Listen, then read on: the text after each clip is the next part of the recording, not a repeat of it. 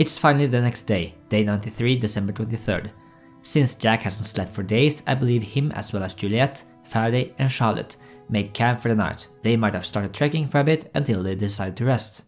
At the barracks, they've all slept comfortably in their own houses. The only thing at the agenda during the night before was that Rousseau took Ben from the rec room to this house. Something that Claire observed. Locke has taken over this house. It was previously Ben's house. In the 70s, it was Horace Goodspeed's house. So it's kind of the leader house. If you want to see a breakdown of this house and the layout, check out my analysis for The Man from Tallahassee.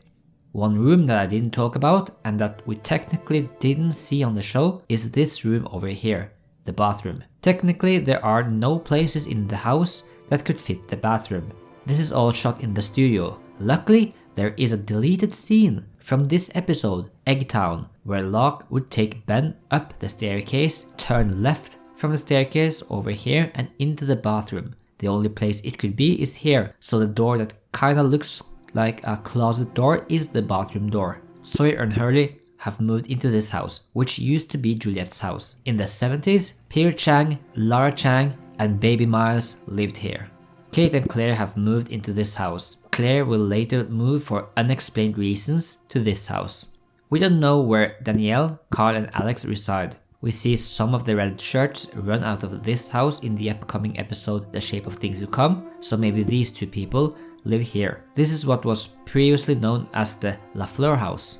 Miles and Ben are captives. Miles has been placed over here in the boathouse. Ben, who was in the rec room in the previous episode, has been placed down here in the basement. Locke wakes up, goes to the kitchen, makes some breakfast and then head downstairs to Ben, the old locker room where Anthony Cooper was placed in the previous season. Furious, he heads out to kill a chicken. Sawyer comes out of his house and goes to the porch over here. Claire goes inside to make him a cup of coffee. Sawyer says this. Anyway, I found some clothes about your size. The previous resident was Juliet, but I don't think the clothes are Juliet's since she is much taller than Kate. Maybe Lara Chang, Miles' mother, or maybe someone else that lived there in between. Go home.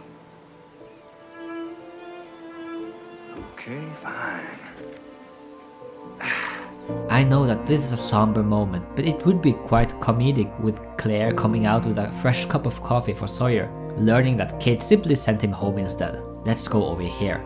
Jack, Faraday, Charlotte and Juliet will start trekking back to the beach. At the beach, we get a Sun and Jin scene again. In the past days, she likely told him all about their trek to the radio tower. Information he need to know, since he tells the French team that he knows where it is. Do you know where your camp is from here?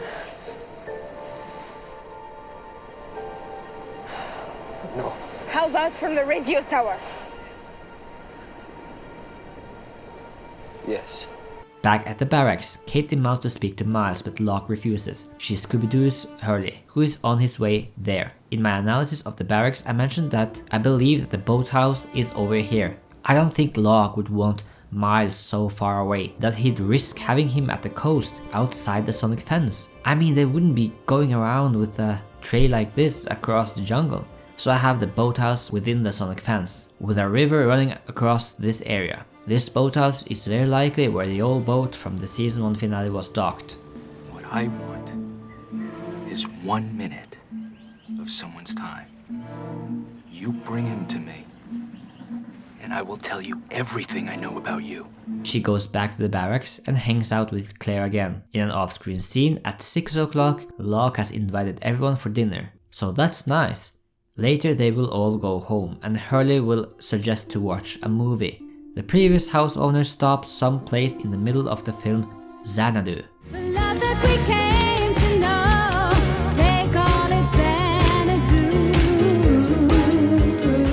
The previous owner of the house was Juliet, and it wouldn't surprise me if Juliet was an Olivia Newton-John fan. Kate comes by and Sawyer gives her some wine. By the way, the Dharma Initiative sure put a lot of Swan logos on products that are not in the Swan station. This wine over here, the alcohol bottle in the flame, and even Roger Linus's uniform when he died. Why is this logo everywhere?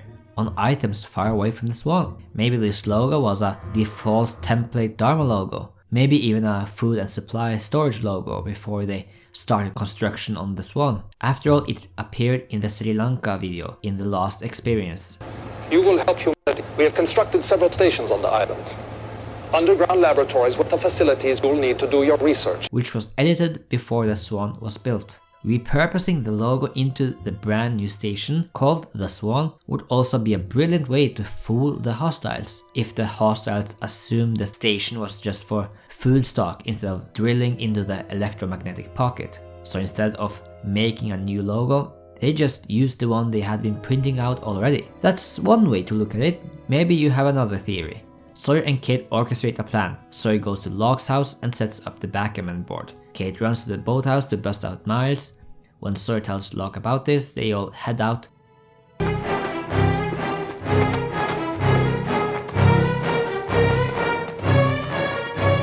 Kate and Miles sneak and go through here. This episode sheds a lot of light of the inner layout of Ben's house, since we now learn that he has a back door over here, and there is a second staircase. When figuring the layout of Ben's cellar, which was a nightmare, I felt like the only thing to make sense of the directions they walk is to treat every cut as a slight passage of time, so that at the final cut, before they look around, they find the door to the room. In real life, these corridors are just sets that are adjusted and rotated.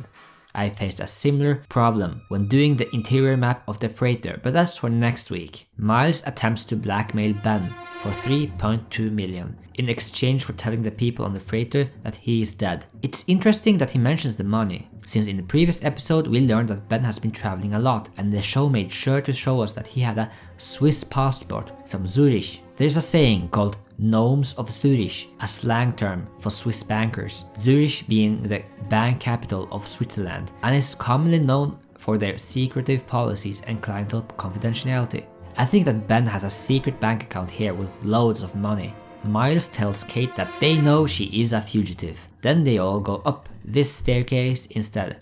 Kate goes back to the house and listens to Patsy Cline. Locke takes Miles back to the boathouse. Locke orders Kate to leave the barracks by morning.